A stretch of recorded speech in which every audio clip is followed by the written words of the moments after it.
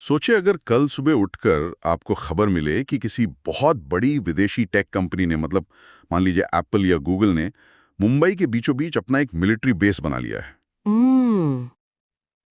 आज के समय में तो ये सोचना भी असंभव सा लगता है। है ना। वो अपनी खुद की करेंसी छापने लगे हैं, टैक्स देने से मना कर रहे हैं, और तो और उन्होंने हमारे ही कुछ भ्रष्ट नेताओं और सेनापतियों को खरीद लिया है। बिल्कुल। ये तो एकदम किसी साइंस फिक्शन या बेतुकी फिल्म की कहानी लग रही है। हाँ, लेकिन इतिहास का सबसे बड़ा सच यही है कि ऐसा हूबहू हो चुका है। बस कंपनी टेक की नहीं बल्कि ट्रेडिंग की थी। सही कहा। तो इस विशेष चर्चा में हम इसी हैरान कर देने वाली कहानी की गहराई में उतरने वाले हैं। आज हम समझेंगे कि कैसे भारत का सबसे अमीर प्रांत, मेरा मतलब है बंगाल, एक विदेशी व्यापारिक कंपनी की राजनीतिक सत्ता का केंद्र बन गया। यानी ब्रिटिश ईस्ट इंडिया कंपनी। बिल्कुल। हम 1700 ईस्वी से लेकर 1757 के ऐतिहासिक प्लासी के युद्ध तक के उस पूरे सफर को आज क्रमवार डिकोड करेंगे। ये बहुत दिलचस्प होने वाला है। शुरुआत करते हैं मुगल काल से। उस समय बंगाल, जिसमें आज का बांग्लादेश, पश्चिमी बंगाल, बिहार और उड़ीसा शामिल थे, वो सबसे अधिक संपन्न और विशाल राज्य था। और औरंगजेब के समय तक तो इसकी समृद्धि अपने एकदम चरम पर थी, है ना। बिल्कुल। और यही वो अथाह संपत्ति थी जिसने इन विदेशी कंपनियों को चुंबक की तरह अपनी ओर खींचा। वो यहाँ व्यापार तो बढ़ाना चाहती ही थीं, साथ ही अपना प्रभुत्व भी जमाना चाहती थीं। तो अगर हम शुरुआत से देखें, मतलब एकदम 1700 ईस्वी से, तो तब क्या माहौल था? 1700 ईस्वी में औरंगजेब ने राजस्व प्रशासन में सुधार के लिए मुर्शिद कुली खां को बंगाल का दीवान नियुक्त किया था। दीवान मतलब मुख्य राजस्व संग्राहक, जो टैक्स वसूलता है। हाँ, एकदम सही। लेकिन असली कहानी शुरू होती है 1707 ईस्वी में, जब औरंगजेब की मृत्यु हो जाती है। हाँ, औरंगजेब की मृत्यु के बाद मुर्शिद कुली खां ने मौके का फायदा उठाया और खुद को एक स्वतंत्र शासक के रूप में स्थापित करना शुरू कर दिया। मतलब दिल्ली की मुगल सत्ता कमजोर पड़ी और उसने अपना अलग रास्ता नाप लिया। बिल्कुल। 1717 ईस्वी तक आते आते तो बंगाल मुगलों के नियंत्रण से पूर्णतः स्वतंत्र हो गया और मुर्शिद कुली खां ने एक बड़ा कदम उठाया। उसने राजधानी को ढाका से हटाकर मुर्शिदाबाद स्थानांतरित कर दिया। यार, अगर मैं इसे आज के कॉर्पोरेट स्ट्रक्चर से जोड़कर देखूं, तो ये कुछ ऐसा था कि मुगल एम्पायर एक बड़ा हेड ऑफिस है और मुर्शिद कुली खां बंगाल का ब्रांच मैनेजर।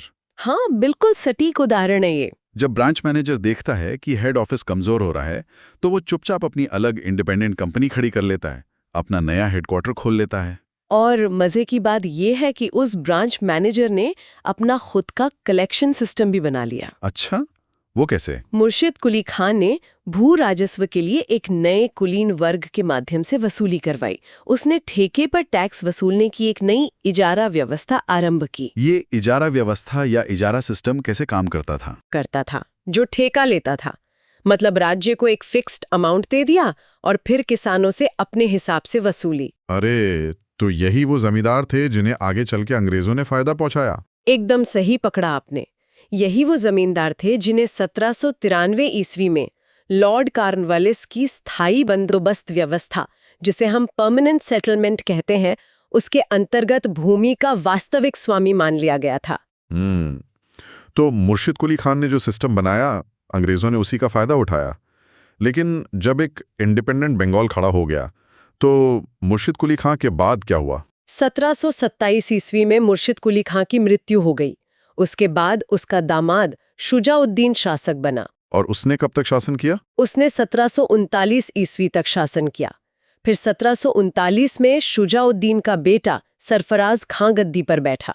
लेकिन मैंने पढ़ा है कि वो ज्यादा दिन टिक नहीं पाया। हाँ, 1739-40 ईस्वी के दौरान ही उसे हटाकर अलीवर्दी खां ने स्वयं को बंगाल का नवाब घोषित कर दिया। अलीवर्दी खां, ये नाम इतिहास में बहुत भारी है, क्योंकि इसके समय तक आते आते बंगाल और भी अधिक संपन्न हो चुका था, है ना? बहुत ज्यादा संपन्न।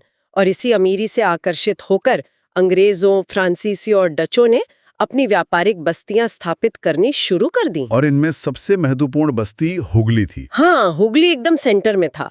लेकिन अलीवर्दी खां कोई कमजोर शासक नहीं था।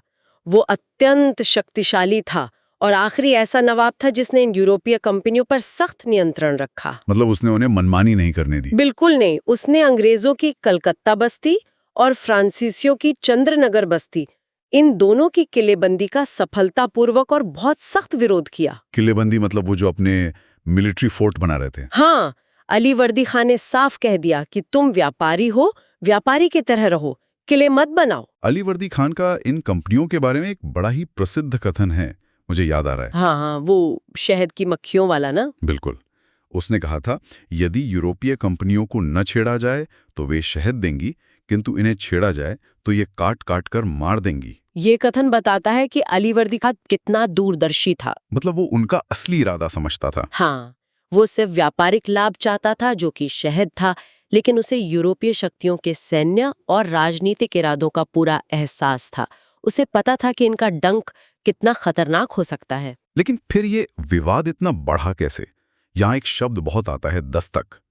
ये विवाद की असली जड़ कैसे बना? तो दस्तक का इतिहास कुछ ऐसा है कि 1690 ईस्वी में औरंगजेब ने 3000 रुपए वार्षिक अदायगी के बदले बंगाल में शुल्क मुक्त व्यापार का अधिकार दिया था। मतलब 3000 रुपए साल का दो और टैक्स फ्री व्यापार करो। हाँ, लेकिन बाद में 1717 ईस्वी में अयोग्य उत्तराधिकारियों के दौर में मुगल बादशाह फर्रुखशेर ने इस कर मुक्त व्यापार का एक नया अधिकार प्रदान कर दिया। और इसी को दस्तक कहा जाता था? जी, दस्तक। इस फरमान से ब्रिटिश ईस्ट इंडिया कंपनी को बंगाल में पूर्णतः शुल्क मुक्त व्यापार का अधिकार मिल गया। साथ ही कलकत्ता के आसपास के गांवों को लगान पर लेने का अधिकार भी मिल गया। रुके, सिर्फ इतना ही नहीं, उन्हें शाही टकसाल यानी जो मुगलों की मिंट थी उसके उपयोग का विशेष अधिकार भी मिल गया था ना? बिल्कुल, ये बहुत बड़ी बात थी कि एक विदेशी कंपनी आपकी टकसाल इस्तेमाल कर रही है। यार, ये तो बिल्कुल ऐसा है जैसे किसी को एक कॉर्पोरेट वीआईपी पास मिल गया हो दस्तक के रूप में और वो उसका गलत इस्तेमाल कर रहा हो। बिल्कुल, यही हुआ। कंपनी के अधिकारियों ने अपना निजी व्यापार शुरू कर दिया। वो इस दस्तक को अपने से निम्न अधिकारियों को ब्लैक मार्केट में बेचने लगे। मतलब कंपनी के पास परमिट था, लेकिन अधिकारी उसे अपने पर्सनल बिजनेस के लिए बेच रहे थे। हाँ, और इससे नवाब को भारी राजस्व हानि हुए। मुर्शिद कुली खान ने इसका बहुत कड़ा विरोध किया था। उसने निजी व्यापार पर छूट देने से साफ मना कर दिया था। और शायद उसने कंपनी को वो 38 गांव खरीदने और टकसाल विशेषाधिकार देने से भी इनकार कर दिया था। एकदम सही। और यही फरमान, यही दस्तक का दुरुपयोग कंपनी और नवाब के बीच टकराव का असली और मूल कारण बन गया। तो जब व्यापारिक विवाद एकदम चरम पर थे, तब बंगाल की गद्दी पर एक नए और युवा नवाब का उदय होता है। अप्रैल 1756 ईस्वी में अली वर्दी खां की मृत्यु हो जाती है। और फिर उसका उत्तराधिकारी कौन बनता है? उसका दौहित्र यानी उसकी पुत्री का पुत्र सिराजुद्दौला, वो बंगाल का नया नवाब बना। लेकिन बेचारे को गद्दी पर बैठते ही बहुत सी साजिशों का सामना करना पड़ा। बिल्कुल, उसे बाहरी दुश्मनों के साथ साथ अपनों से भी लड़ना पड़ा। नवाब बनते ही उसे गद्दी के 3 प्रमुख प्रतिद्वंदियों का सामना करना पड़ा। ये 3 लोग कौन थे जो अंग्रेजों के साथ मिलकर षड्यंत्र रच रहे थे? पहला था उसका चचेरा भाई शौकत जंग, दूसरी थी उसकी अपनी मौसी घसीटी बेगम, और तीसरा जो सबसे बड़ा खतरा था, सेनापति मीर जाफर। बाप रे, अपनी ही मौसी और सेनापति खिलाफ हो गए। तो सिराजुद्दौला ने क्या किया? उसने कोई कमजोरी नहीं दिखाई। उसने षड्यंत्र को दबाने के लिए तुरंत और सख्त कदम उठाए। जैसे कि? उसने शौकत जंग को मरवा दिया, अपनी मौसी घसीटी बेगम को जेल में डाल दिया। ओहो, और मीर जाफर का क्या किया? उसने मीर जाफर को सेनापति के पद से हटा दिया और अपने वफादार मीर मदान को नया सेनापति नियुक्त कर दिया। लेकिन एक तरह से देखा जाए तो अंग्रेजों ने बंगाल की इसी आंतरिक राजनीतिक अस्थिरता को पहचान लिया था ना? बिल्कुल, उन्होंने इस पारिवारिक कलह को अपने फायदे के लिए एक बहुत बड़े हथियार के रूप में इस्तेमाल किया।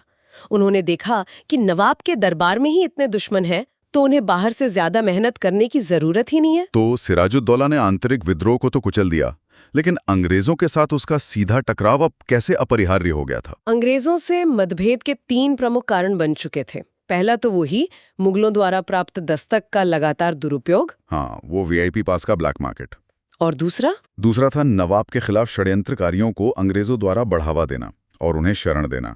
और तीसरा, बिना अनुमति फोर्ट विलियम की किलेबंदी को और सशक्त करना। 1755 ईस्वी में तो उन्होंने खुली चुनौती दे दी थी ना नवाब को। जी हाँ, अंग्रेजों ने बिना नवाब की अनुमति के कलकत्ता के फोर्ट विलियम की किलेबंदी की मरम्मत शुरू कर दी।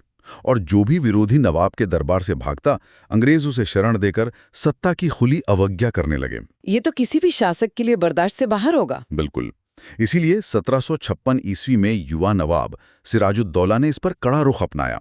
उसने दस्तक के दुरुपयोग और अंग्रेजों के निजी व्यापार को पूरी तरह रोकने की धमकी दे दी। तो फिर अंग्रेजों का क्या रिएक्शन था? नवाब के इस आक्रामक व्यवहार को देखकर अंग्रेजों ने समझ लिया कि अब युद्ध ही एकमात्र विकल्प है। उन्होंने युद्ध का निश्चय कर लिया। और यहीं पर वो अपनी कूटनीतिक षड्यंत्र का सबसे बड़ा कार्ड खेलते हैं। हाँ, उन्होंने सिराजुद्दौला के पूर्व सेनापति मीर जाफर को अपने षड्यंत्र का मुख्य मोहरा बनाया।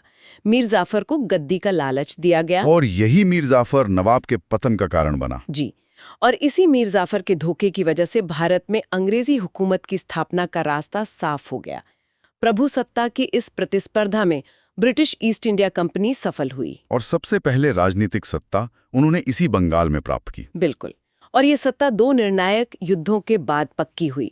पहला था 23 जून 1757 ईस्वी का ऐतिहासिक प्लासी का युद्ध, जो सिराजुद्दौला के समय लड़ा गया, जिसमें मीर जाफर ने अपनी सेना को लड़ने ही नहीं दिया। हाँ, और उसके बाद 1764 ईस्वी में बक्सर का युद्ध हुआ, जिसने अंग्रेजों की जीत पर अंतिम मोहर लगा दी।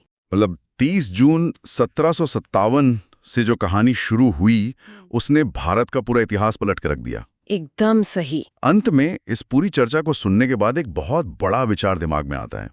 ये कितनी बड़ी विडंबना है कि एक साधारण सा व्यापारिक फरमान, वो दस्तक और अपने ही परिवार के लोगों की सत्ता की भूख, इतिहास के सबसे बड़े साम्राज्यों में से एक की नींव बन गई। सोचने वाली बात है कि क्या होता यदि उस समय के शासक अलीवर्दी खां की शहद की मक्खियों वाली चेतावनी की गंभीरता को समय रहते समझ जाते। हाँ यार, क्या होता अगर वो आपस में लड़ने के बजाय एक होकर इन विदेशी बस्तियों का सामना करते? शायद आज हम कुछ और इतिहास पढ़ रहे होते। बिल्कुल। तो आज की इस डीप डाइव में बस इतना ही। अगर वीडियो पसंद आई हो तो वीडियो लाइक और चैनल को सब्सक्राइब जरूर करें।